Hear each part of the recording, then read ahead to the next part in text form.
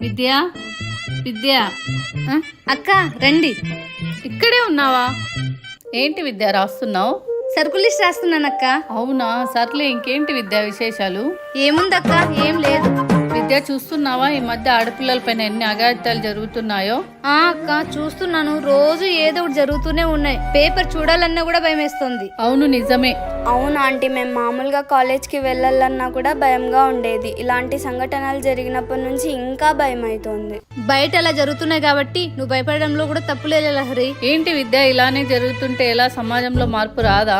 ఎందుకు రాదు? మనం చెప్పాల్సినది అమ్మాయిలకు కాదు జాగ్రత్తలు, అబ్బాయిలకు చెప్పాలి. అబ్బాయిల కన్నా వాళ్ళ పేరెంట్స్ కి చెప్పాలి. సమాజంలో అమ్మాయిలకు ఎలా రెస్పెక్ట్ ఇవ్వాలి, వాళ్ళని ఎలా గౌరవించాలి అని చెప్పి. అవును విద్య. అంతేకాదు, ప్రతి పేరెంట్స్ తమ పిల్లలకి తల్లిని అక్క చెల్లెల్ని ఎలా గౌరవిస్తారో సమాజంలో ఉండే అమ్మాయిల్ని కూడా గౌరవించాలని చెప్పాలి. అప్పుడే ఇలాంటి సంఘటనలు అనేవి జరగవు. అవునా ఆంటీ, అలాంటి రోజు రావాలని మనస్ఫూర్తిగా కోరుకుంటున్నాం.